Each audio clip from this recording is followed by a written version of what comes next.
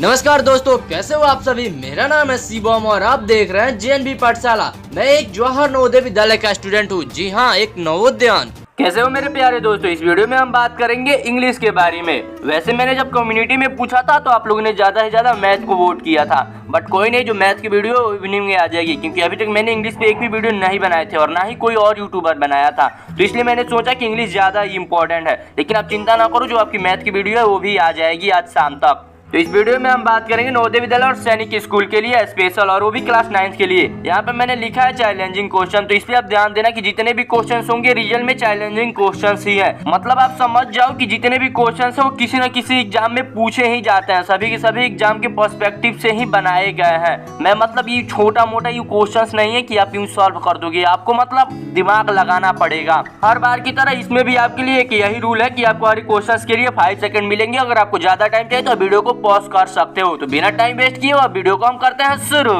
Question number ये रहा आपके स्क्रीन पे और आपका टाइम शुरू होता है अब।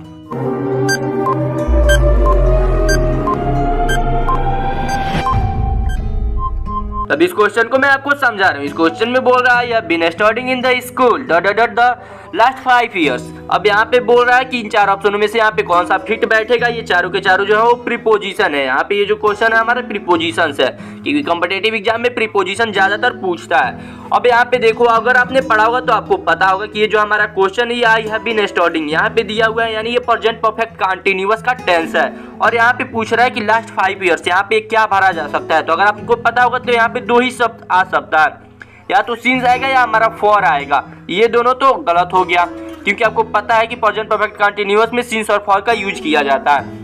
अब यहाँ पे हमको लगाना है कि सिंस लगेगा कि फॉर लगेगा। अब यहाँ पे देखो, अगर आप लास्ट में देखोगे तो लिखा है द लास्ट 5 years, यानी जो टाइम पीरियड है, जो ड्यूरेशन ऑफ टाइम है उसको फिक्स कर दिया है, उसको बता रहा है। जहां भी अगर 5 years 2 years 3 years कुछ भी लिखा हो, यानी ड्यूरेशन टाइम का दे दिया, वहां पे हम फॉर का यूज करते हैं, तो यहाँ पे हमारा फॉर लग जाएगा। क्वेश्चन नंबर 2 ये रहा आपके स्क्रीन पे और आपका टाइम शुरू होता है अब।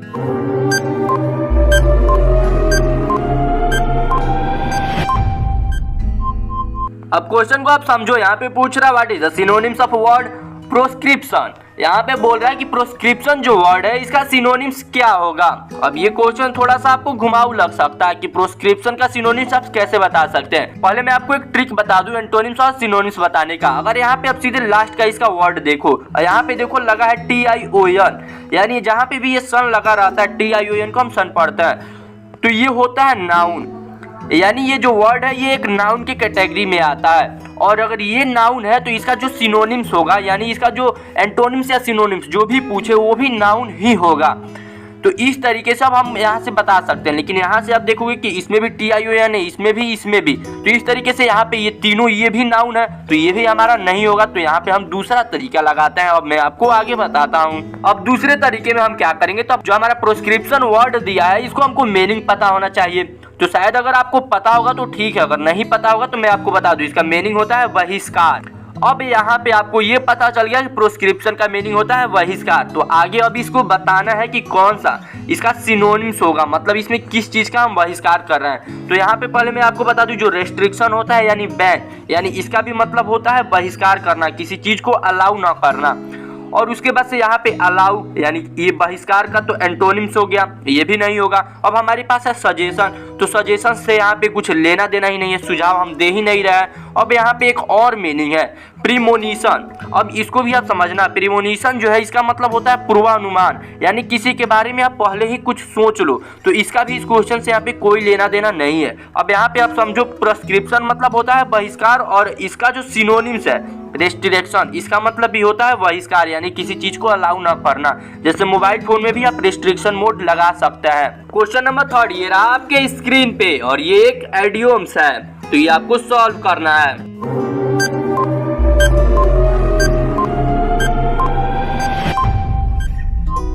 अब इस क्वेश्चन को आप समझो, मैं समझा रहा हूँ आपको। एज यू सो ऐसे पूछ रहा। अब यहाँ पे आपको बताना कि इन 4 ऑप्शनों में से क्या हो जाएगा। अब यहाँ पे आप समझो, एज यू सो मतलब होता है बुआई करना, यानी किसी चीज को उगाना, एक प्रकार से आप ऐसे बोल सकते हो। अब यहाँ पे बोल रहा है कि जैसे तुम बोओगे so we will may reap, यहाँ पे बोल रहा है वैसे ही तुम काट सकते हो। रीप मतलब होता है काटना। यहाँ पे आप सब में देखो रीप रीप दिया हुआ है, यहाँ पे 2 यर्न दिया हुआ है। जैसा तुम बोओगे वैसा तुम कमाओगे, ऐसा यहाँ पे ये बोल रहा है। ये दोनों 2 यर्न वाला है, यर्न मतलब कमाना होता है। तो ये तो हमारा गलत हो जाएगा, क्योंकि यहाँ पे यर्न का कोई शब्द ही हमसे नहीं मतलब है, क्योंकि यर्न यहाँ पे होगा ही नहीं। जैसा तुम बोओगे वैसा तुम कमाओगे, ऐसा तो बोला नहीं जाता है। हमारा जो कोटेशन होता है वो होता है as you sow you shall reap, so you shall reap, यानी होता है कि जैसा तुम बोओगे वैसा तुम काटोगे, यानी काटोगे, तुम काटोगे। ये एक प्रकार से फ्यूचर में बन रहा है। तो यहाँ से तो आपको कंफर्म हो गया कि जब फ्यूचर बन रहा है तो आपको शैल विल शैल का प्रयोग करना है। अब यहाँ पे देखो मे रिप, यहाँ पे दिया है, यहाँ पे शैल रिप दिया हुआ है, तो ये मे रिप भी नहीं होगा, हमारा शैल रिप हो जाएगा। और ये भी एक कोटेशन अगर आपने सुना होगा तो आप ऐसे भी बना सकते हैं बिना दिमाग लगाए हुए रिप। यानी जिस तरीके से आपकी प्रिपरेशन रहेगी उसी तरीके से आपके मार्क्स भी आएंगे, इसीलिए प्रिपरेशन अच्छी कीजिए। तो नेक्स्ट क्वेश्चन ये रहा आपके स्क्रीन पर और आपका समय शुरू होता है अब।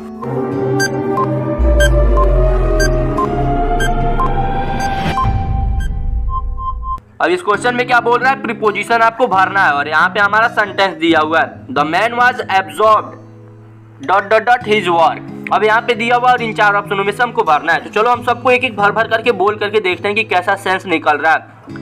The man was absorbed at his work, वो उसके वर्क पे निगरानी कर रहा है। एब्सॉर्ब मतलब एक प्रकार से निगरानी करना, किसी चीज को एकदम बारीकी से देखना, उसमें मतलब तल्लीन हो जाना, इस तरीके से आप बोल सकते हो। तो ये तो होगा नहीं कि उसके वर्क पर देख रहा है, किसी को वर्क पर नहीं लगाया जाता, इट नहीं लगेगा। मैं आपको आगे अभी बता रहा हूँ, समझे आप।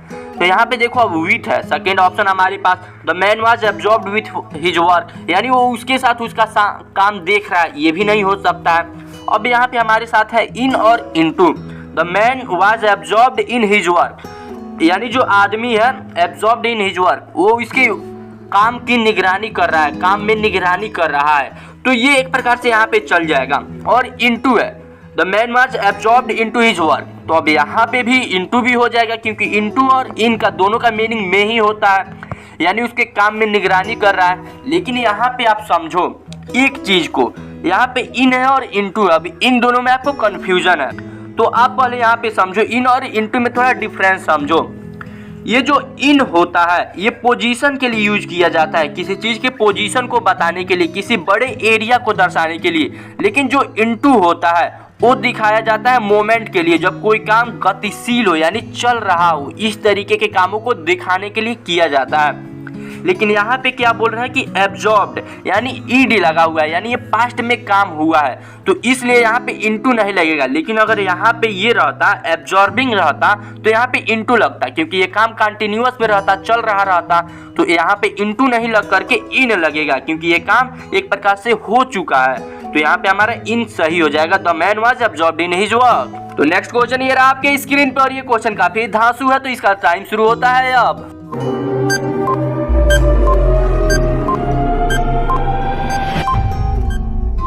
अब ये जो क्वेश्चन है ये आप थोड़ा ध्यान से समझना है। यहाँ पे बोल रहा है he is like a snake in the grass for our family, जा रहा है उसी का मतलब आपको बताना है, ये जो अंडरलाइन किया गया है। अब यहाँ पे आपको बताना है कि क्या हो सकता है। तो यहाँ पे देखो क्लोज फ्रेंड दिया है, डिस्टेंट रिलेटिव यानी दूर का रिश्तेदार, या स्टूपिड पर्सन, तो किसी के फैमिली के लिए कोई स्टूपिड पर्सन का तो उपयोग करेगा नहीं, तो ये हमारा गलत हो गया। अब यहाँ पे हिडन इनेमी, अब 3 ऑप्शंस अभी तक हमारे पास मिल रहा है। अब यहाँ पे देखो स्नेक इन द ग्रास, अगर कोई अच्छा आदमी है तो उसको स्नेक से कंपेयर कभी नहीं किया जाएगा, आप इतना समझते ही हो। मतलब जहाँ भी स्नेक है और ग्रास में छुपा है, इस तरीके से यहाँ पे मतलब सेंस निकल रहा है। तो ये भी क्लोज फ्रेंड होगा नहीं, क्योंकि स्नेक से फ्रेंड को कंपेयर नहीं किया जाएगा और ना ही रिलेटिव को कंपेयर किया जाएगा, दुश्मन को ही ना किया जाएगा, यानी हिडन इनेमी। और snake in the grass means होता है मतलब हिडन इनेमी, इसका मतलब होता है, अगर इसको आप थोड़ा ज्यादा डीप मीनिंग में समझो तो इसको बोला जाता है डिसीटफुल, भी इसको बोला जाता है यानी धोखेबाज, या ट्रेचर्स भी बोला जा सकता है। यही कहावत इस पे भी एक बोला जाता है कि मुंह में राम बगल में छुरी, इस तरीके से आप यहाँ पे समझ सकते हो। तो ऐसे लोगों से आप भी दूर रहना, ये चीज हमें सिखाता है ये कोटेशन। नेक्स्ट क्वेश्चन ये रहा आपके स्क्रीन पे और आपका समय शुरू होता है अब।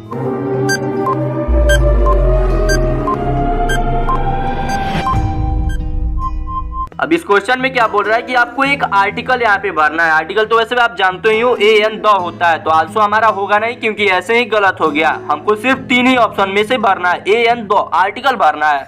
अब यहाँ पे देखो बोल रहा है Eoin Morgan is the Irish cricketer, ये एक रियल में क्रिकेटर भी है, बोल रहा है कि वो क्रिकेटर है आयरिश के। तो यहाँ पे हमको भरना है कि क्या भरा जा सकता है। अब देखो भाई यहाँ पे बोल रहा है जैसे हमको बोलना है कि मैं एक भारतीय हूँ, तो मैं क्या बोलता हूँ, I am an Indian, I am an Indian. क्या बोलता हूँ मैं, एन इंडियन। अब ध्यान देना, एन इंडियन। बिल्कुल वैसे ही अगर इनको बोलना है कि Eoin Morgan is an Irish cricketer, क्योंकि आई लगा है आगे और आयरिश को अगर हम उच्चारण भी कर रहे हैं तो सबसे पहले हमारा भावेल आ रहा है, तो इसलिए एन का यहाँ पे उपयोग किया जाएगा। Eoin Morgan is an Irish cricketer. So I think आप समझ गए होंगे। नेक्स्ट क्वेश्चन ये रहा आपकी स्क्रीन पे। Now start your time.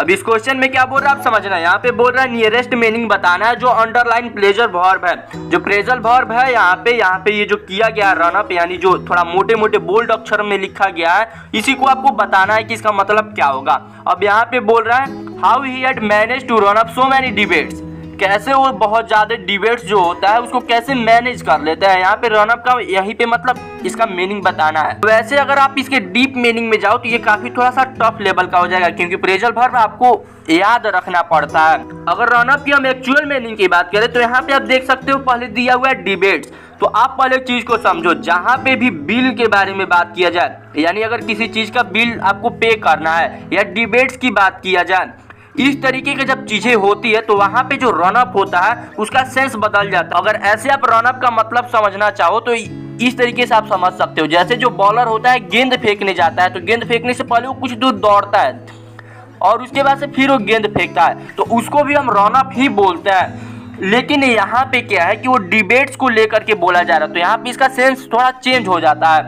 तो यहाँ पे इसका हो जाता है एक्यूमुलेट। आप ध्यान देना, एक्यूमुलेट मीन्स होता है इकट्ठा करना। तो नेक्स्ट क्वेश्चन ये रहा आपकी स्क्रीन पे और आपका समय शुरू होता है अब।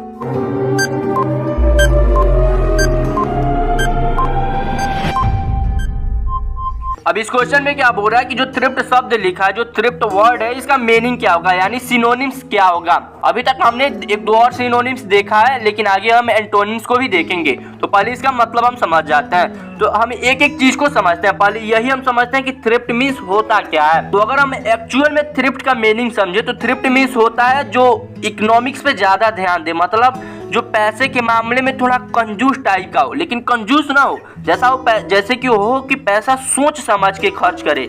आप एक प्रकार से इसे हिंदी में मितव्ययी भी बोल सकते हो, जहां तक कि मुझे पता है आप मितव्ययी भी इसे बोल सकते हो, मितव्ययी चल सकता है। यहाँ पे फर्स्ट ऑप्शन आपको दिया वीकनेस। वीकनेस मीन्स होता है दुष्टता, यानी दुष्ट आदमी, तो ये तो होगा नहीं। और दूसरा है हमारे पास मिसरलिनेस। अब ये जो होता है मिसरलिनेस मतलब होता है कंजूसी। अब यहाँ पे आप समझना, ये अभी हमारा पेंडिंग में है क्योंकि ये भी इसका एक प्रकार से मीनिंग दे रहा है। अब यहाँ पे हमारा है इकोनॉमी।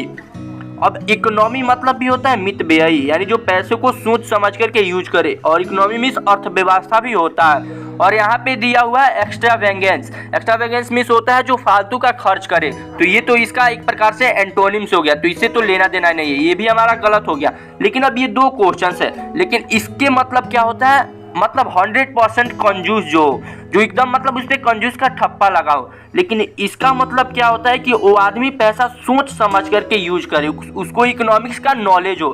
तो इसलिए यहाँ पे ये हमारा ऑप्शन सही हो जाएगा, ऑप्शन 3। तो नेक्स्ट क्वेश्चन ये रहा आपकी स्क्रीन पर और आपका समय शुरू होता है अब।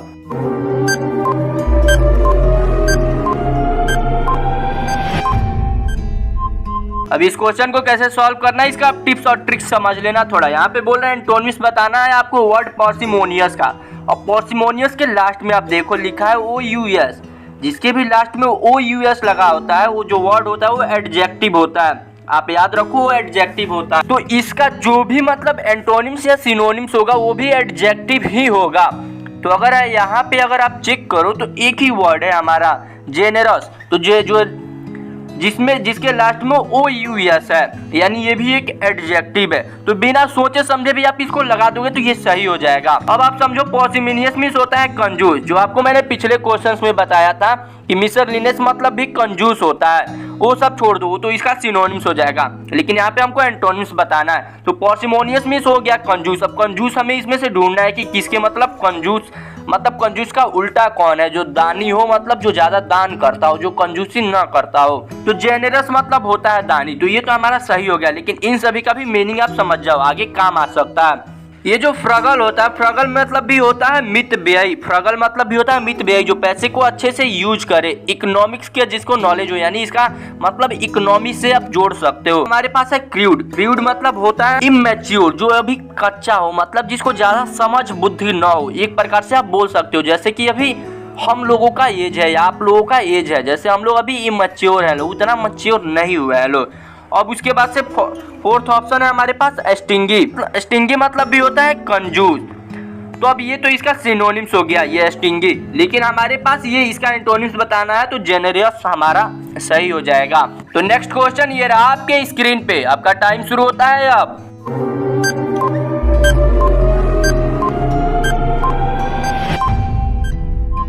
इस क्वेश्चन में क्या बोल रहा है आप समझना। बोल रहा है what is the meaning of expression. ये जो वर्ड दिया है इसका मीनिंग क्या होगा। यहाँ पे बोल रहा है speak and Spain. Speak and Spain का मीनिंग क्या होगा।